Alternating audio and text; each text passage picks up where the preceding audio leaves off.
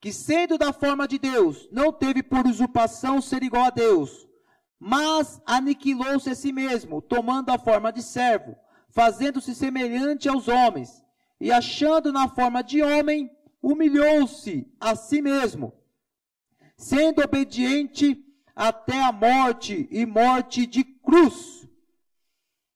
Feche teus olhos.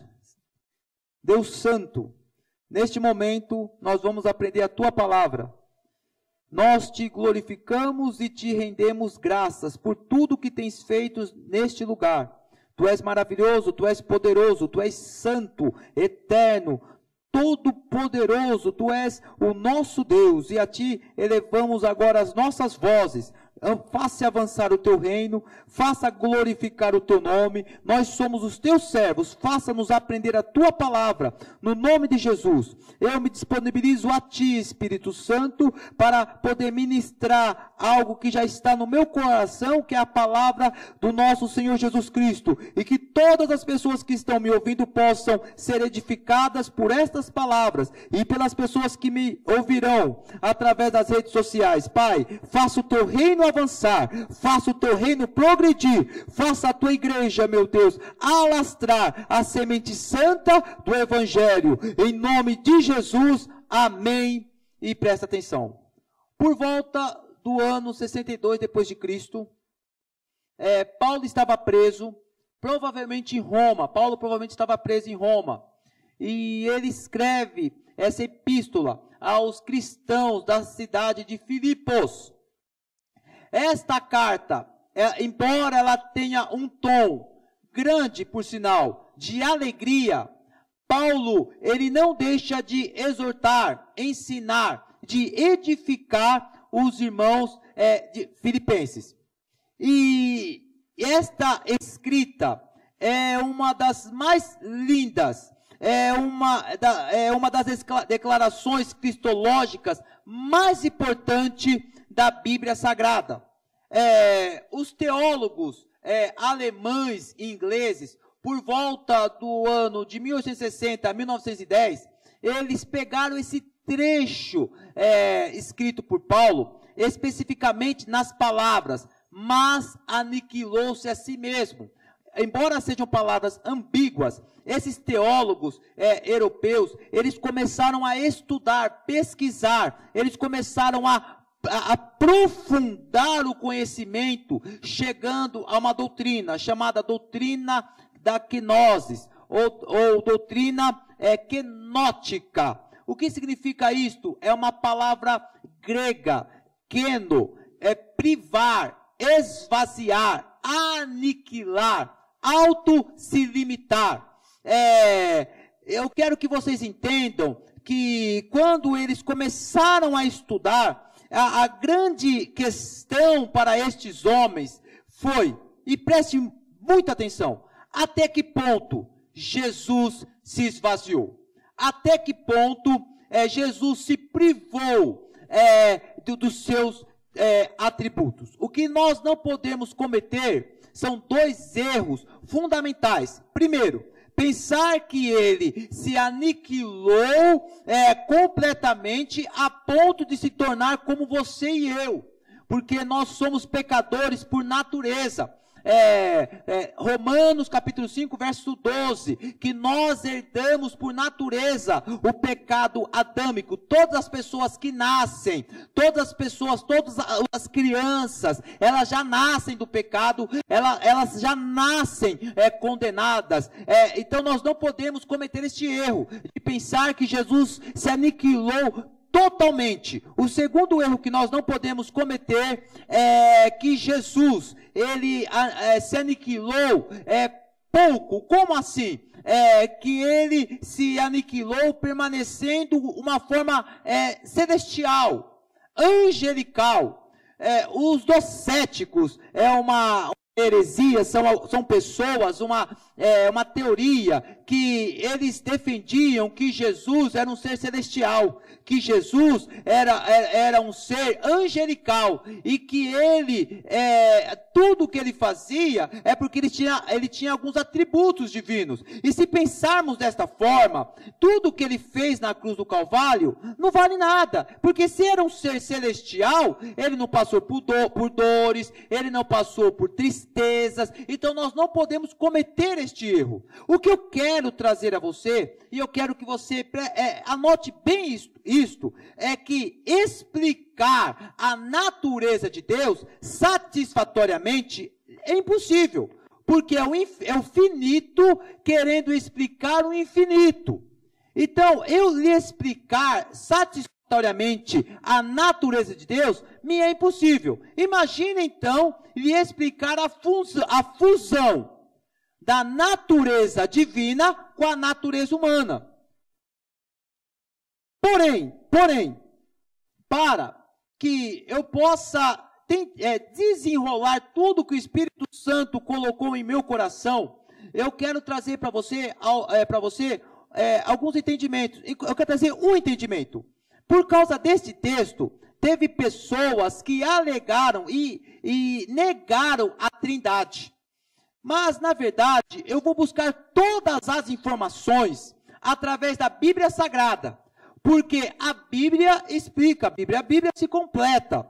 Então, para que nós possamos entrar nesta atmosfera de ensino, primeira coisa, eu vou iniciar desta forma, está lá no verso 6, com estas palavras: sendo em forma de Deus,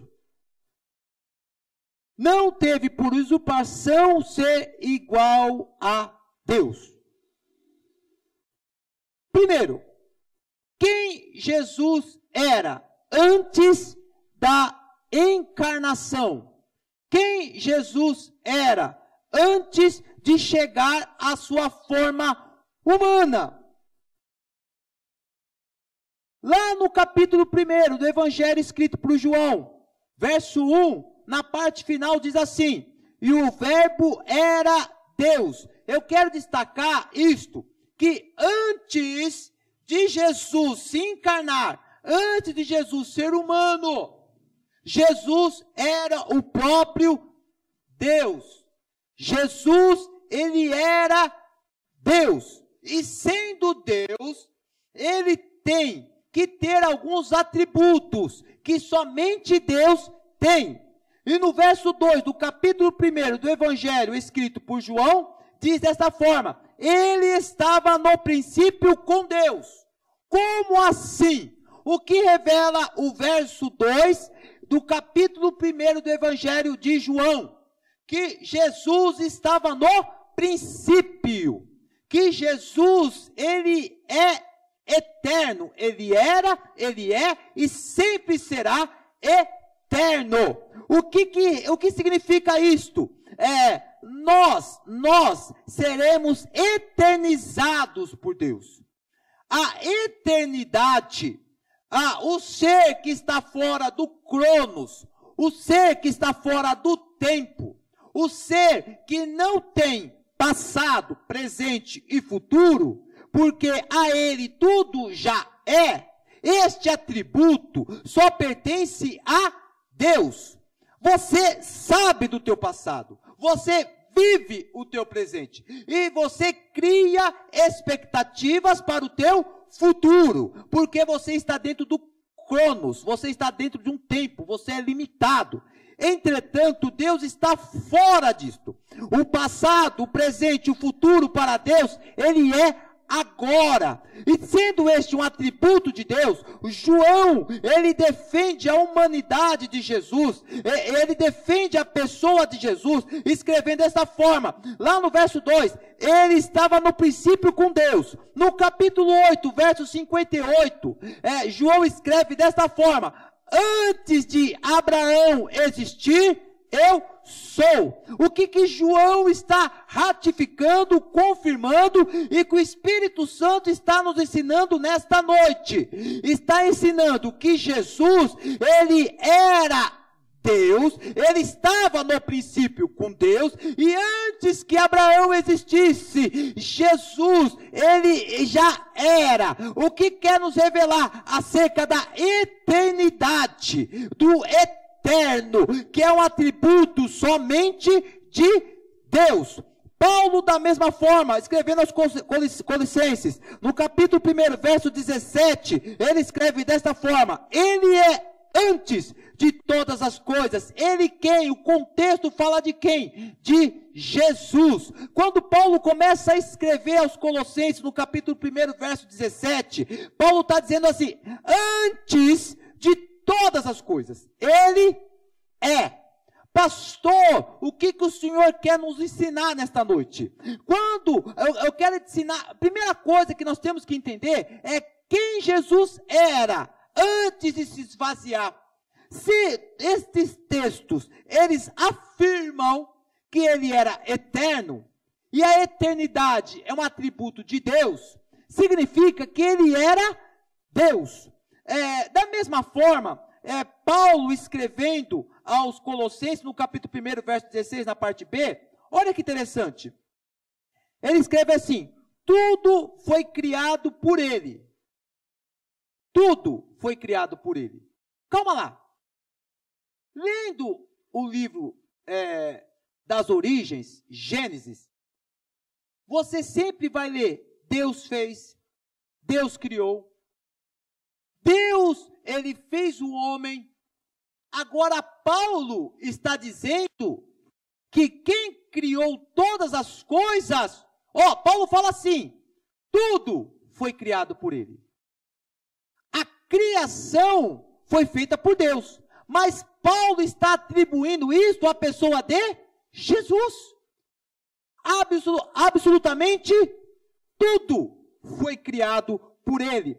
E lendo o livro de Gênesis, no capítulo 1, verso 26, Deus fala desta forma: disse Deus, façamos o homem, façamos, está no plural. Algumas pessoas entendem que Deus está dizendo aos anjos: olha, vamos fazer os homens. Não é isto o que explica a Bíblia. Quando Deus fala façamos no plural, é porque naquele momento estavam presentes Deus, estava presente o Filho, estava presente o Espírito Santo, uma só essência, um Deus trino, com atributos. Eu não entendi, pastor. Quem criou todas as coisas foi o próprio Senhor Jesus. Eu não entendi ainda. João fala assim ainda no capítulo 1 e no verso 3.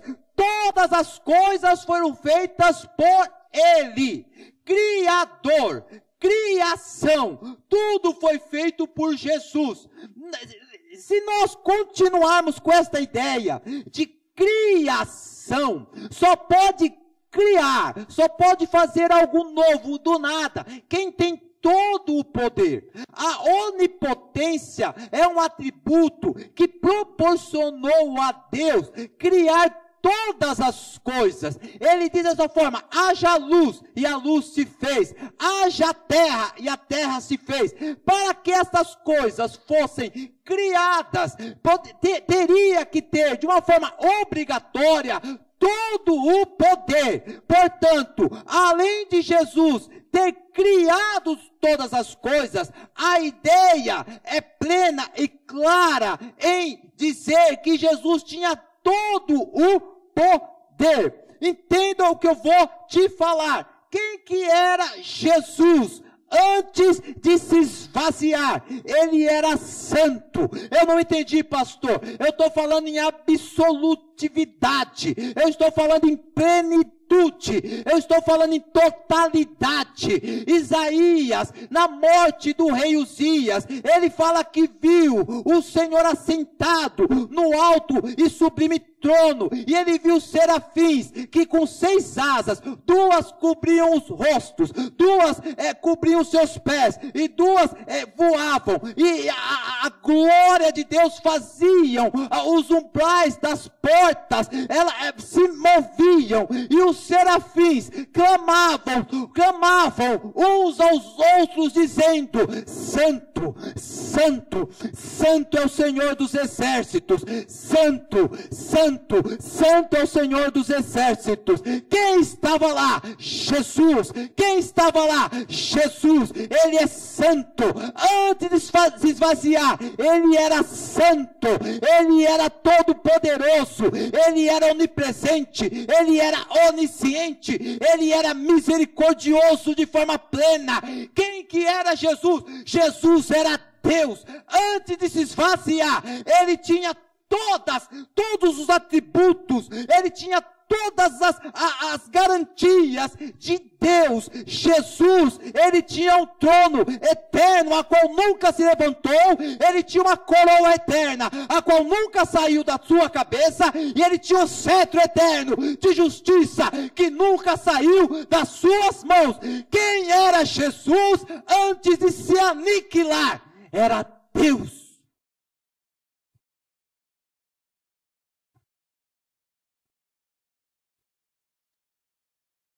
Segunda coisa que nós temos que entender. Isto é o que nós precisamos levar para as nossas vidas. Mas aniquilou-se a si mesmo.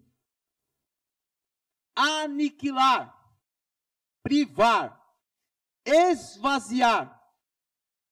Jesus, ele se privou da sua glória. Jesus, ele se privou das suas riquezas. Jesus, ele se privou da sua posição.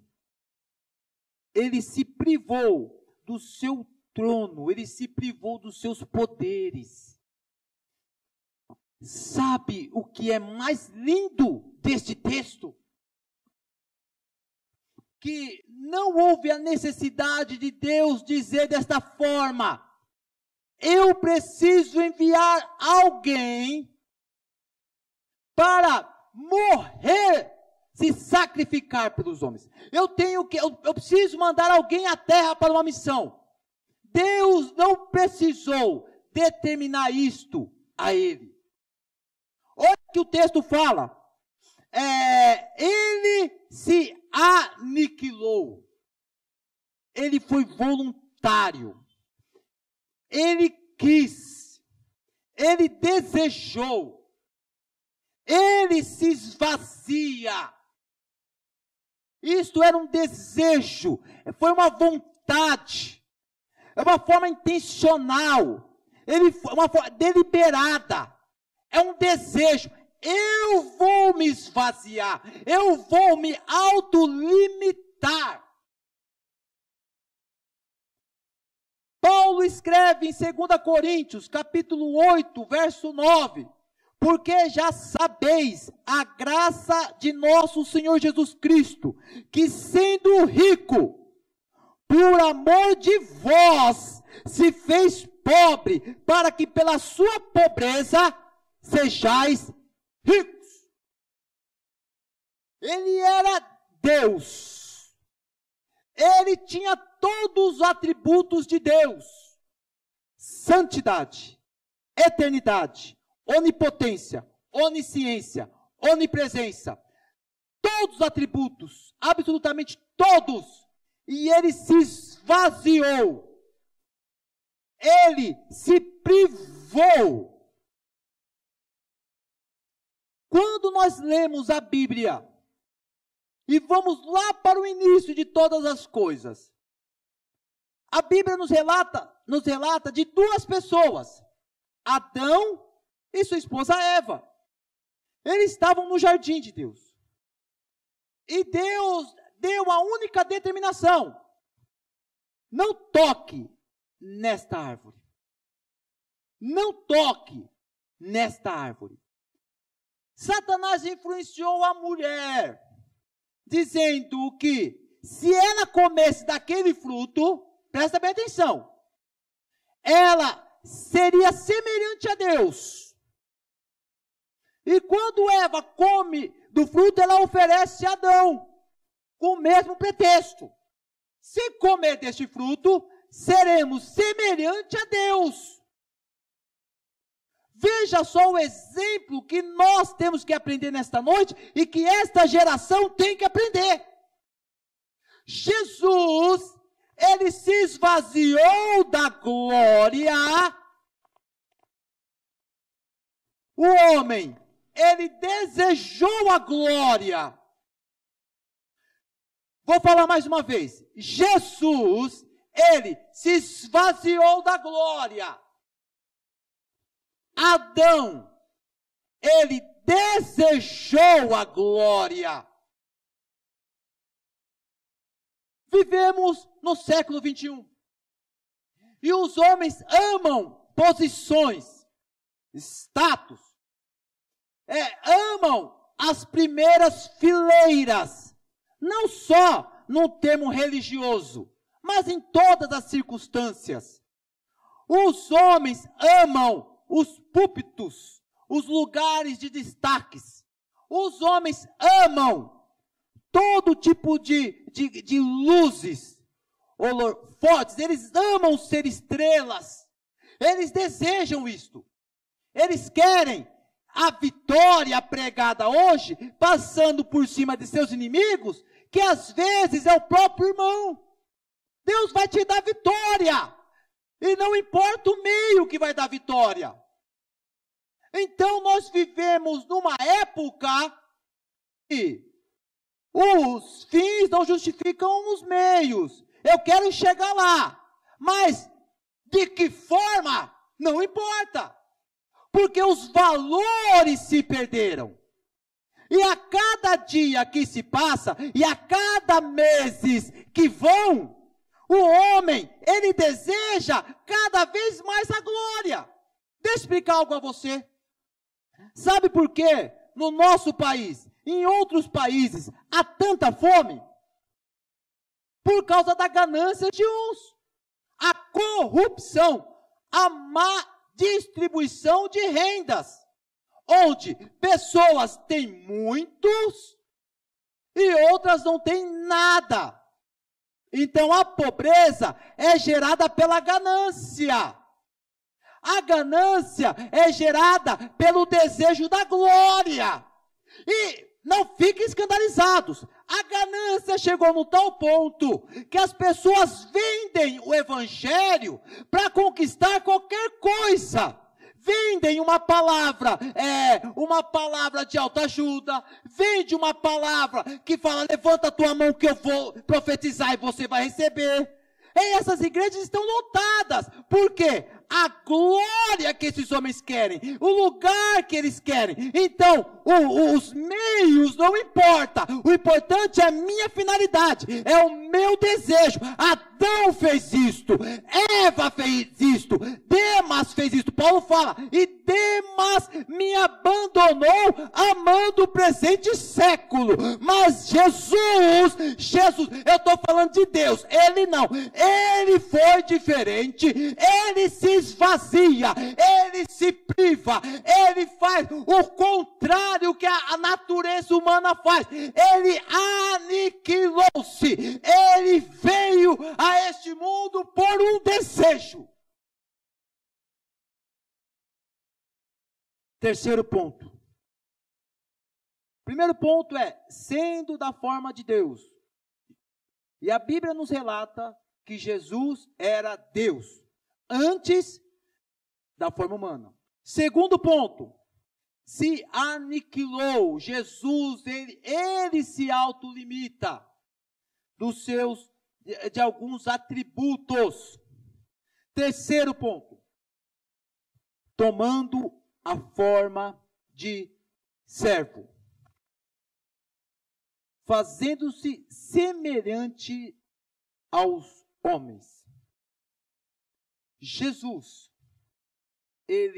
quando ele se esvazia, isso eu quero que fique bem claro para os irmãos.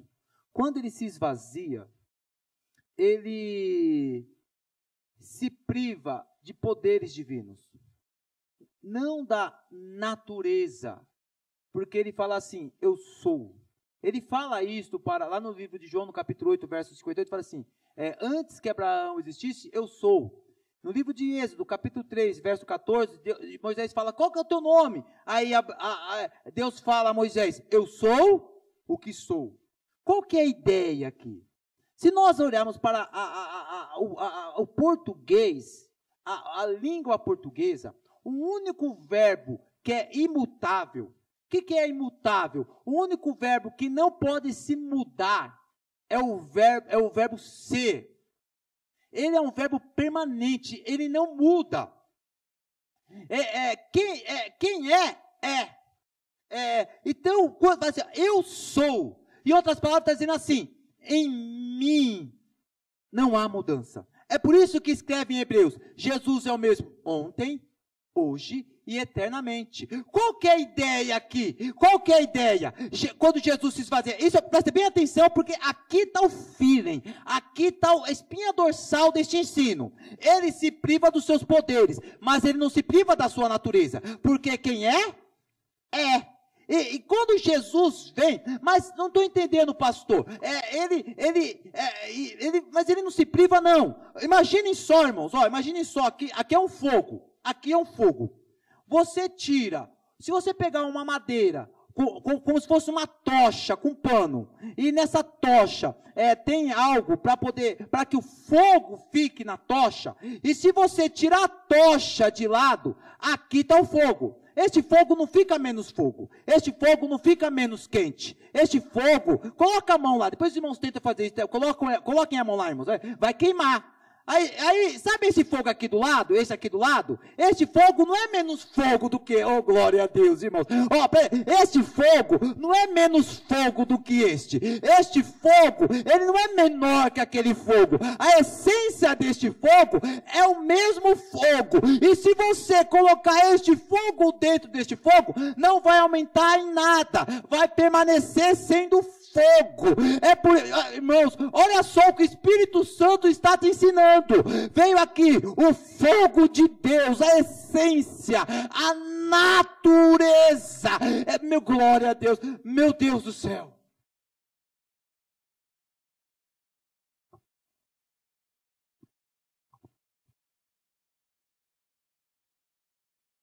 João, ele para defender a natureza humana de Jesus, no capítulo 1, verso 14, ele escreve assim: e o verbo se fez carne. A palavra verbo é logos, palavra. A palavra se fez carne. A natureza de Deus, ela se fez carne. A essência de Deus se fez carne. E Paulo escreve aos Gálatas no capítulo 4, verso 4, que na plenitude dos tempos nasce Jesus, nascido de uma mulher. Sabe o que eu quero tentar te passar nesta noite?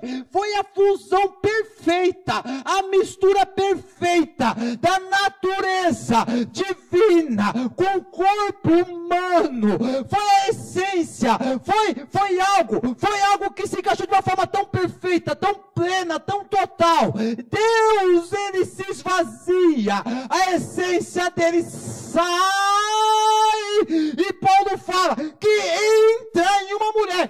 Inclusive Lucas, no capítulo 2, no verso 1 e 20, e como médico, ele pesquisa, ele começa a consultar as pessoas, mas como isso se deu? E ele vai entrevistar quem? Vai entrevistar a mãe de Jesus. Aí ele começa a falar assim para Lucas: olha, eu vou te explicar porque o senhor é doutor, eu vou te explicar porque o senhor é pesquisador. Eu estava no meu quarto quando o Espírito Santo, o Espírito de Deus veio sobre mim, e quando dei por si, eu estava grávida. José não me tocou, ninguém me tocou, eu era virgem, eu era pura, e quando eu dei em si, eu estava grávida, na plenitude do tempo, Kairós, no momento certo, no momento correto, no momento que a luz deveria vir ao mundo. Deus se esvazia e se encarna em Maria. E quem que era Jesus? Jesus, ele era um homem. Jesus, ele era uma pessoa. Ele tinha 2 braços, ele tinha 2 pernas, ele tinha 2 olhos, ele tinha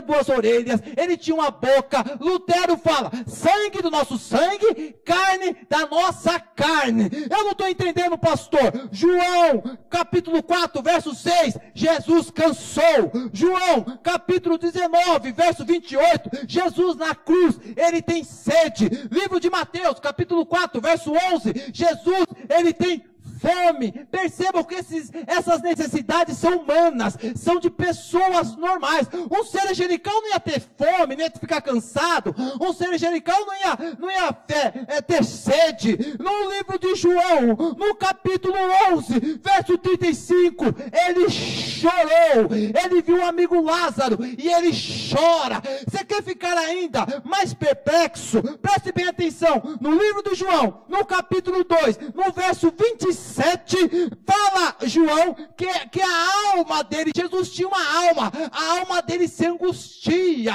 Quem que era Jesus? Eu vou explicar para você. Deus estava no trono e ele pega e sai do trono e entra em Maria e começa a ficar a primeira semana, segunda, terceira, quarta, provavelmente até as 40 semanas. E quem que nasce? Jesus. Ele nasce como você e eu, nasce da mesma forma e começa a se desenvolver e começa a crescer. Com 12 anos de idade, ele se perde e todo mundo está procurando, cadê Jesus? Cadê Jesus? Estava no meio dos doutores.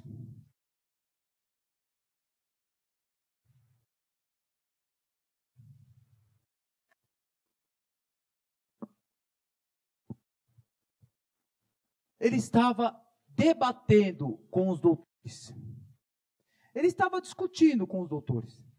E Maria, na inocência, ele fala para Jesus: que isto, filho? Como faz algo disso? Como você se perde? Nós estávamos preocupados contigo. Jesus fala desta forma: que tenho contigo, mulher? Eu tenho que tratar dos assuntos do meu Pai. E lá está com letras, a letra é maiúscula. Não estava se referindo a José, está se referindo ao próprio Deus dos céus. Quem era Jesus nesta terra? Era um homem perfeito. Era um homem com a natureza de Deus. Era um homem com a essência de Deus. Nele não havia pecados. Pedro fala que na boca dele nunca viu engano, houve mentiras. Sabe que João escreve assim no capítulo 10, verso 10, e Jesus, num debate, ele pega e fala dessa forma: eu e o Pai, nós somos um. No capítulo 14, está ali o Felipe, está Tomé, os discípulos estão ali, e Jesus começa a dizer dessa forma: não perturbeis os vossos corações, credes em Deus, credes também em mim, na casa do meu Pai há muitas moradas, e se não fosse assim, não lhe teria dito, que vou preparar lugar. E ele começa a desenrolar o texto: eu sou o caminho, a verdade e a vida, e ninguém vem ao Pai a não ser por mim. Aí Felipe questiona dessa forma: mostra-nos o Pai, que nos basta. Mostra-nos, Pai. E Jesus responde desta forma: estou há tanto tempo convosco e me pede, mostra-me o Pai? Entenda o que eu vou dizer. Jesus veio a esta terra. Primeiro ponto, ele era Deus. Segundo ponto, ele se esvaziou. Terceiro ponto, ele se fez semelhante a nós. Quarto ponto, para concluir, por qual finalidade ele fez isto? Por qual que era o desejo dele em fazer isto? Verso 8, e achado na forma de homem, humilhou-se a si mesmo, sendo obediente até a morte, e morte de cruz. Nós precisávamos de alguém perfeito para que fosse o nosso cordeiro, para que os nossos pecados fossem expiados. Nós necessitávamos disso. Porque sem Cristo, a pessoa pode fazer a obra que for. Ela pode ser a melhor pessoa do mundo, ela pode ser boazinha, pode fazer caridades, pode fazer quem for. Sem Cristo não há salvação. Somente em Cristo há salvação.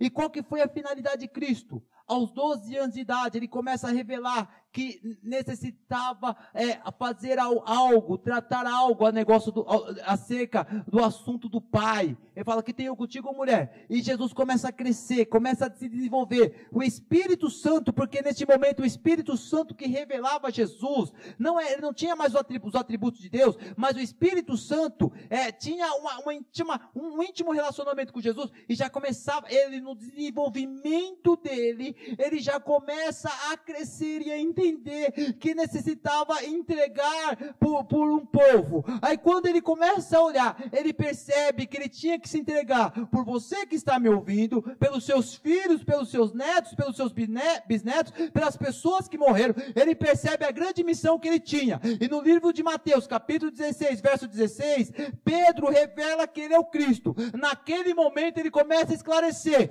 é necessário que eu padeça, é necessário que eu morra, é necessário que eu sofra, é necessário que eu seja humilhado. Eu não entendi, pastor. Esta palavra é a palavra que tem que ser pregada nos dias de hoje. É esta palavra que tem que ser ensinada. É isto que a igreja precisa ser alimentada. O que acontece com as pessoas, o que acontece com as igrejas? Quando nós viemos à igreja, quando nós dobramos nossos joelhos, quando nós louvamos a Deus, quando nós nos reunimos e não temos por esta finalidade, tudo que nós fazemos é em vão. Entenda o que eu vou dizer. Tudo que você faz, tudo, se você orar, se você pregar, se você trabalhar, se você jejuar, se não for por causa desta ação de Jesus, se não for por causa deste ato de Jesus, se não for por isto, é tudo em vão.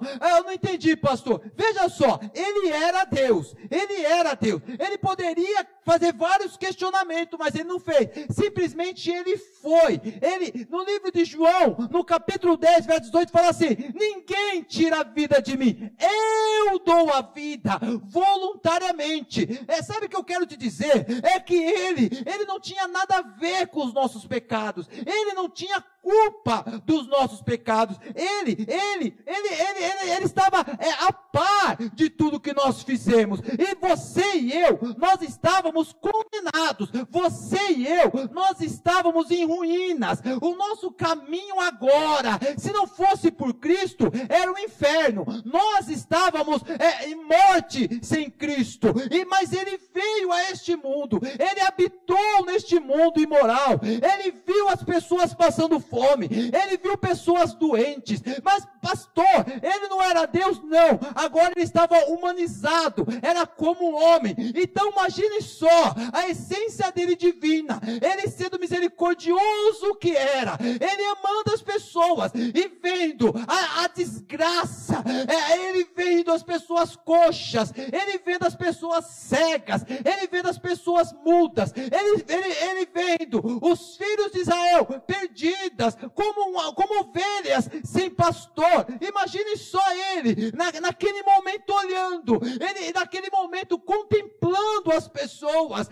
O coração de Jesus se angustiava, a alma dele perturbava Jesus. Ele olhava para as pessoas e ele queria, a gana, o desejo dele é para que passasse todas as coisas, para que ele pudesse se entregar. Ele queria morrer, ele queria fazer algo, ele era o nosso Redentor.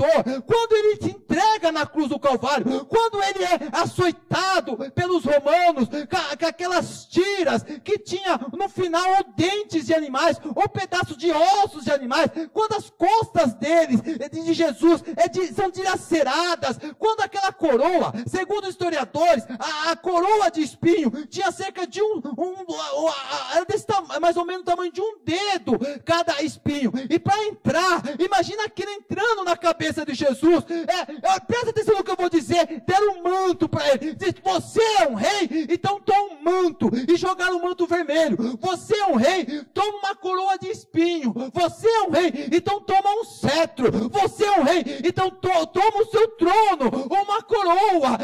Não é isto que nós precisamos viver. É isto. É essa palavra que tem que te impactar. É essa palavra que tem que fazer você chorar. É por este motivo que você tem que sentar nesses bancos, que você tem que dobrar os seus joelhos, que você tem que louvar a Deus. É essa palavra que tem que se voltar a ser pregada nesses dias atuais. O Evangelho é cruz, o Evangelho é Cristo, o Evangelho é toda a glória, converge na pessoa de Jesus. Mas nós vivemos uma hipocrisia, uma mentira do Evangelho de vitória.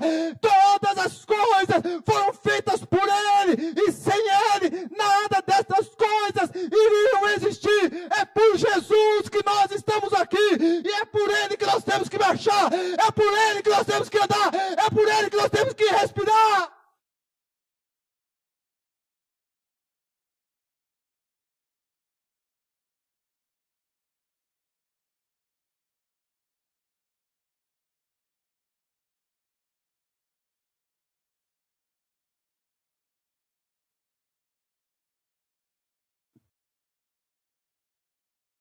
Quando eu vejo uma igreja que não tem esse tema como pilar, não tem esse tema como fundamento, eu vejo apenas pessoas organizadas. Nós, quantos anos nós sentamos nas nossas arquibancadas hipócritas e falamos de tantas religiões? Quantos anos nós sentamos em plateias e denunciamos as outras religiões? Nós precisamos voltar a viver esse Evangelho. Essa palavra tem que chegar até o teu coração, penetrar na tua alma, penetrar no teu espírito. Essa palavra tem que ser a razão da tua vida.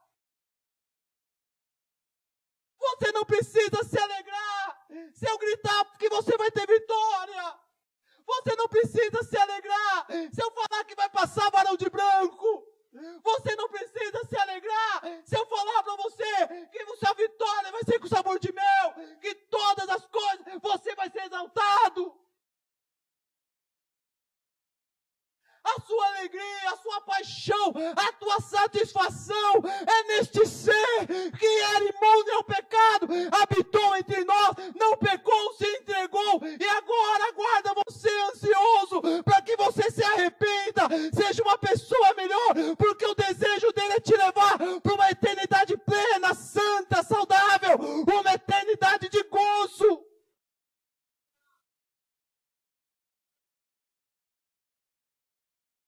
Preste bem atenção no que eu vou dizer. Sabe por que atualmente há tantos cristãos frustrados? Presta bem atenção. Nós nunca vivemos numa época com tantos cristãos frustrados. Presta bem atenção no que eu estou dizendo. Pode conversar com os cristãos que temos por aí hoje. Porque eles estão esperando tudo que é terreno. Eles estão esperando tudo que é terreno. A esposa tem um marido que não é convertido. E ela fica triste. Ai, meu marido vai se converter, meu marido vai se converter. Se a pessoa entender que ela é salva, que Jesus a salvou, e se ela entender e confiar que ele é poderoso para salvar o esposo, o coração dela se acalma. Se o homem entender que embora passamos por momentos difíceis, ele crê fielmente que Deus é poderoso para suprir as suas necessidades, e que há um Cristo que entregou a vida dele para este homem, o coração dele se acalma. E essas palavras de autoajuda, essas palavras positivistas, elas não vão mais alegrar você.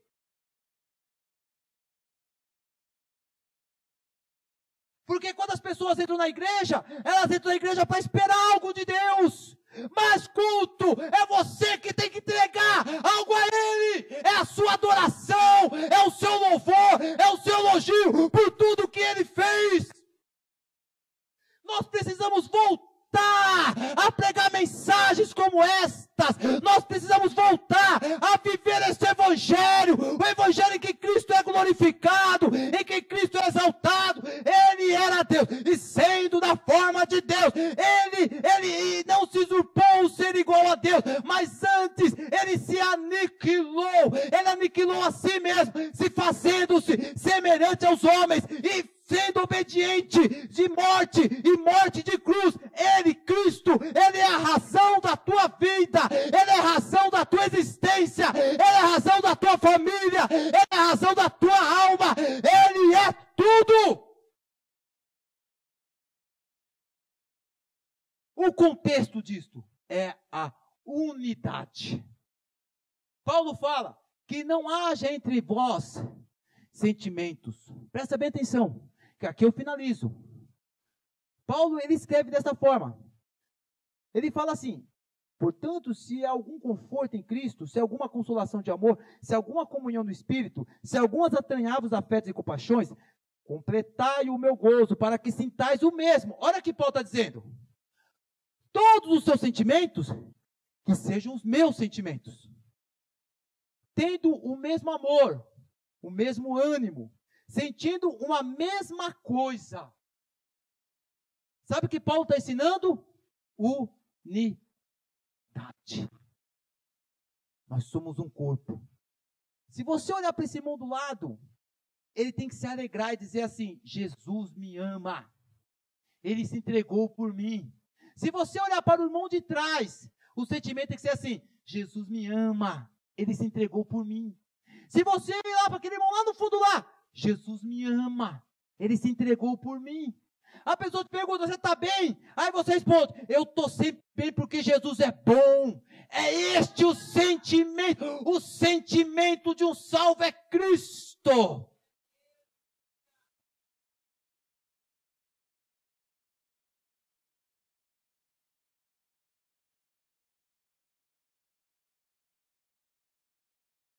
Você acha que este Cristo, que se esvaziou dos seus próprios poderes, Ele vai te abandonar?